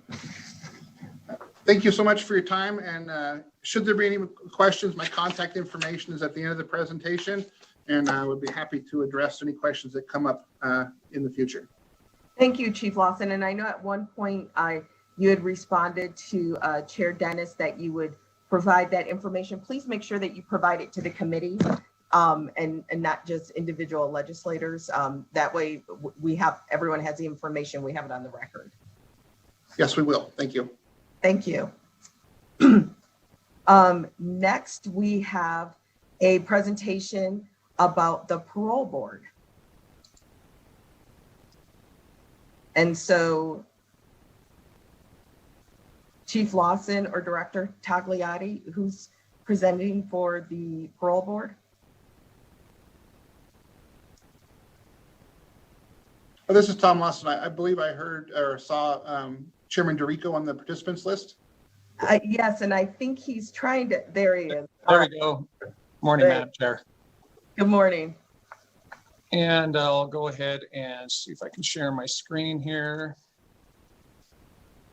And I will ask, are you able to see my presentation? I will provide the same response. We are, but I don't know if it's available to the public. If they're BPS, is this viewing for the public right now? Are they able to see? This is broadcast. Thank you, Chair. The public is able to view it. Excellent. Thank you. Okay. Thank you. I'll go ahead and begin. Good morning, Madam Chair Miller, Vice Chair Moreno, and all members of the committee. My name is Chris DeRico, and I'm the Chairman of the Board of Parole Commissioners.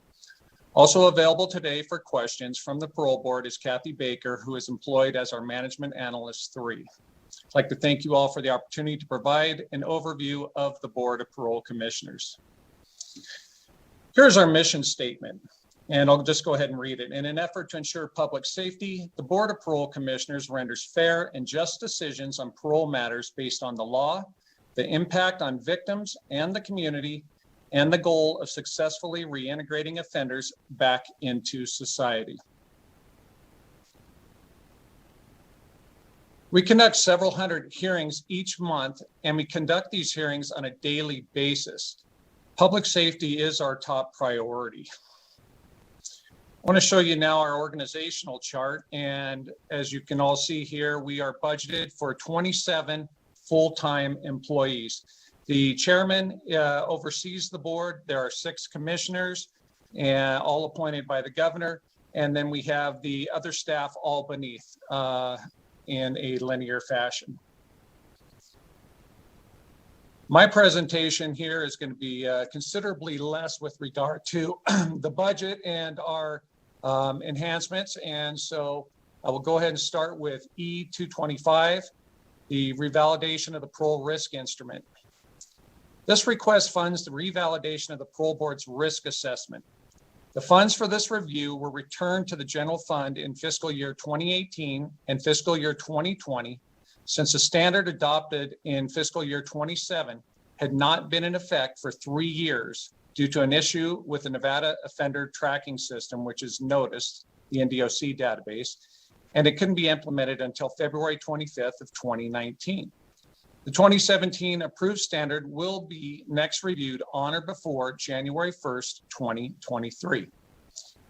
By statute in NRS 213.10885 subsection 6, the board is required to comprehensively review its adopted standards. This review must determine whether the standards are effective in predicting the probability that a convicted person will live and remain at liberty without violating the law if parole is granted or continued. If the standard is found to be ineffective, the board will adopt revised standards.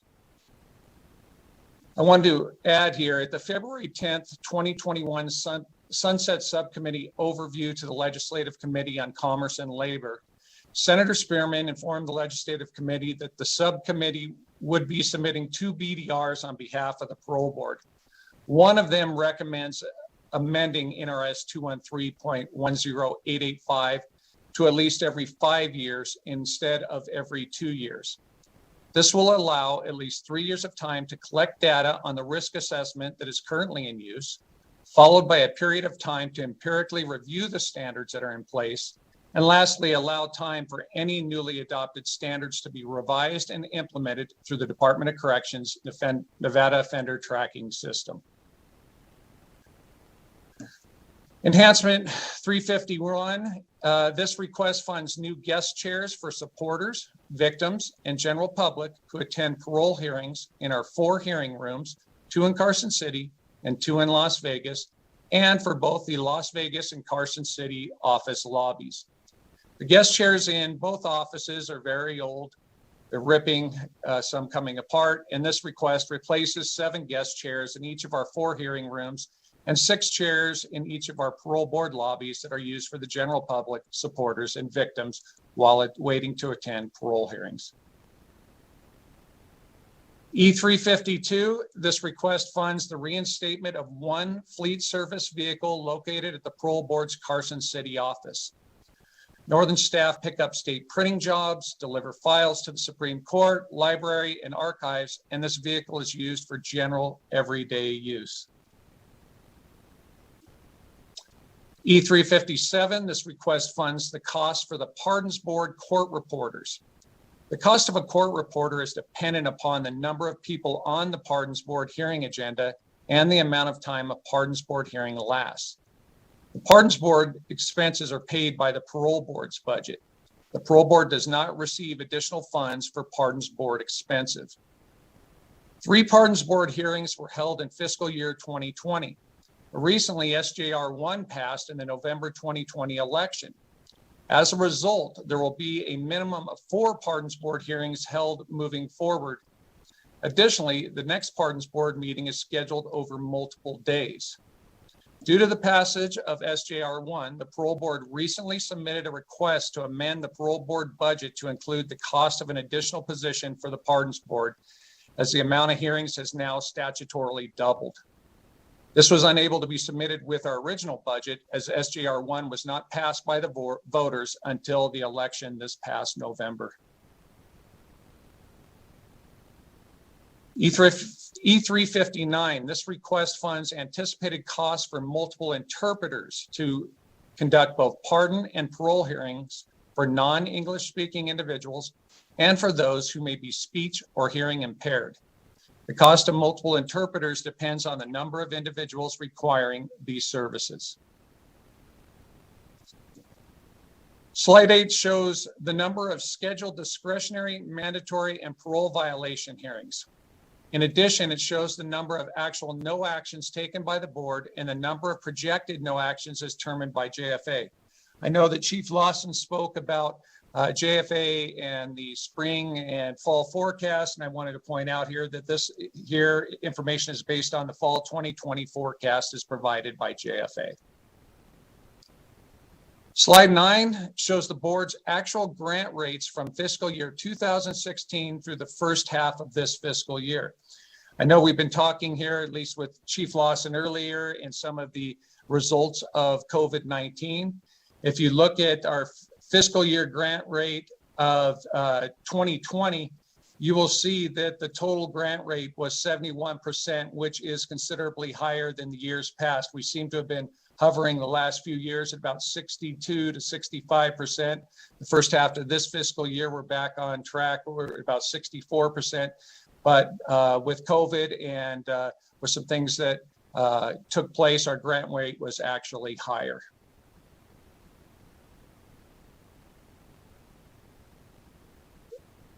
And sorry about that. In closing, I want you to understand that we're a small agency. We're a full-time board, much like the Gaming Control Board. But even though we're small in size with only 27 budgeted full-time employees, our impact on the state of Nevada is large. Our primary role is to conduct hearings and make decisions to either grant inmate releases to the community under supervision when appropriate, or to deny those inmates that may pose a risk to public safety. Certainly the cost of community supervision is much less than supervising individuals in an institutional setting, and our commissioners and support staff are very aware of this. Our staff works very hard to do what we can to serve the best interests of all citizens of the state of Nevada. And with that, I would like to thank Madam Chair, Vice Chair for your time and the rest of the committee. And if anybody has any questions, please feel free. Thank you. Thank you. Committee members, do we have any questions?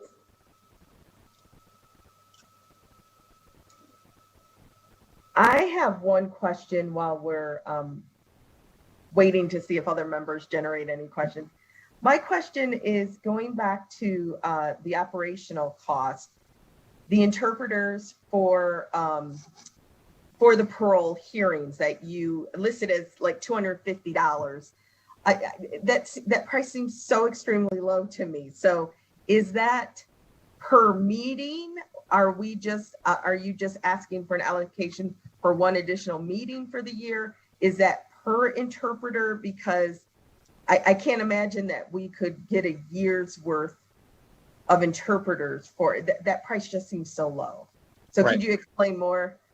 Yeah, thank you, Madam Chair. Krista Rico, for the record, I would turn that question over to Kathy Baker, who could provide the additional information on that. Kathy Baker for the record. It is low. We had requested more. The amount is based on a 5-year average. However, in the amendment that we're planning on submitting, I have recalculated as a 10 meeting average and have requested a small amount more for interpreters. It's really hard to determine how many interpreters we will need because that cost also covers the pardons board, not only parole meetings. So it is low. We actually requested $1,632 more to our base. However, this is the amount that we were given or that we're projected to get. Okay, so you actually requested, you said in this amended budget request, $1,632 more than what you shared on the document. or on the slide. And I apologize. No, that was a request to the biennial budget. As far as the amendment goes, I requested, and I apologize, I have this information. I had combined both the interpreters and the court reporters in the amendment, and that would be an increase of 3,259 in the amendment. When it's broken down, we requested an additional 1,000, excuse me, I'm sorry.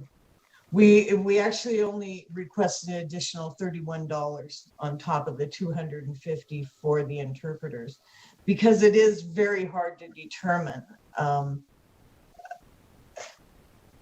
Offenders can, I believe, and Chair DeRico may know this better, but offenders are able to use other offenders for interpretive services. So there are a lot of times where non-English speaking offenders will need an interpreter. Paid by the board, excuse me. And so my question with that, because you know, Nevada, we speak countless languages, and so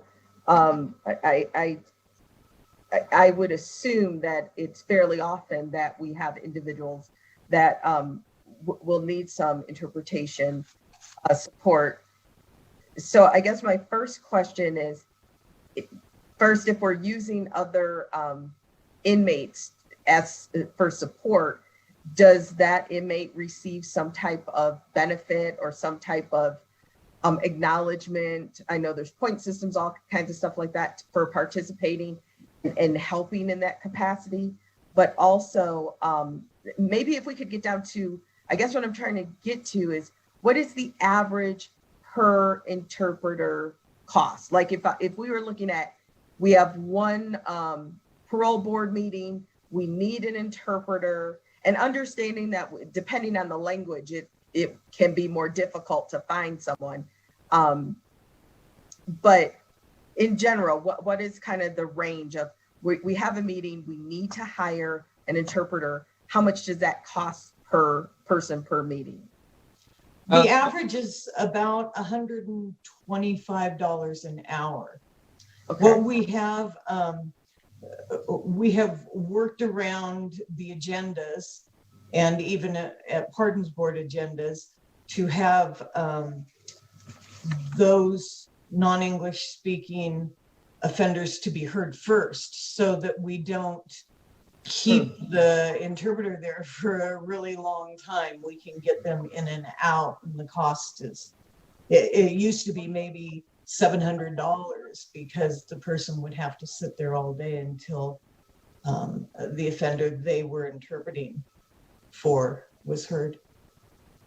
Okay, that's helpful. That's helpful knowing that, and that's why that $250 just seemed very strange. Is there, when will the amendment be submitted? You mentioned amendment. Has that already been submitted, or will it be submitted, or? It was worked on this weekend. Okay. So, and I submitted it. It's been submitted to the Department of Public Safety, and then they review it and send it on to the governor's finance.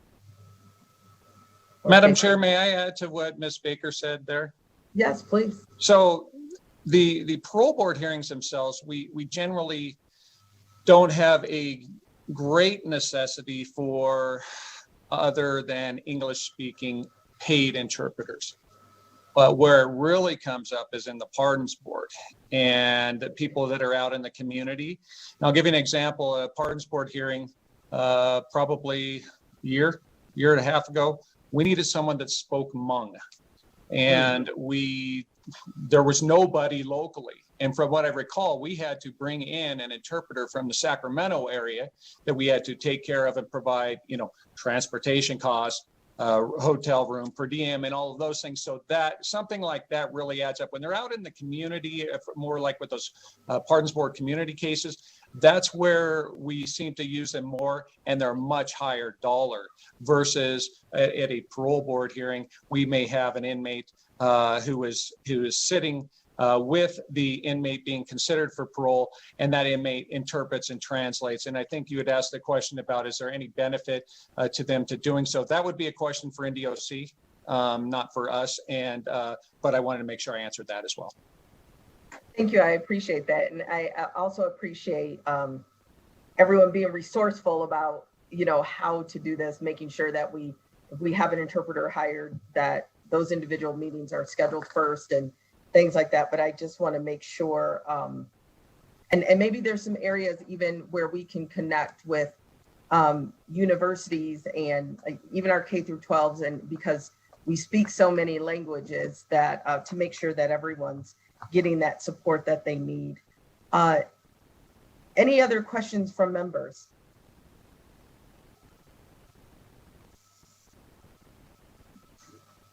All right, seeing no other questions, we can go ahead and close this agenda item. Thank you so much. Thank you, Madam Chair. Thank you. And we can move on. The next on our agenda is public comment. So with public comment, and as previously mentioned, those who wish to make public comment are directed to pre-register online. As BPS checks the phone to see if there's any callers in the queue, just want to remind everyone that public comment is limited to 2 minutes per person, and that the remarks should be, toward things that are within the purview of this committee. Also, written remarks are always welcome and can be submitted for inclusion in the meeting records. At this point, BPS, do we have anyone, any callers on the line? Chair, this is Michael from Broadcast. At present, there are no callers. The line is open and working. Did you want to wait a minute or two? Sure, let's wait a minute or two. Make sure everyone has the opportunity. Okay, thank you, Chair. I'll check back in a couple minutes. Okay.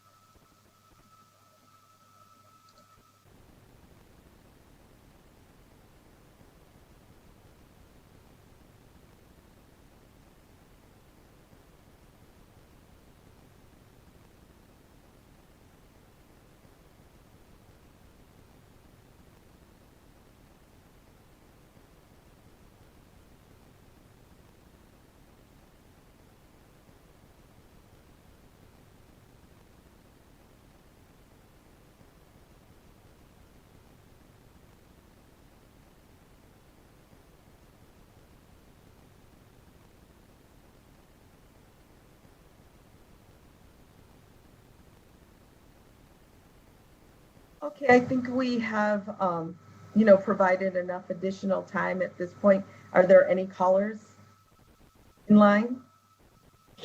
Chair, this is Michael from Broadcast. The caller line is open and working. However, there are no callers. Okay, thank you for that. Well, seeing that we have no callers for public comment, this will conclude our meeting for today. With that, the meeting is adjourned. Thank you, committee members, and thank you, presenters.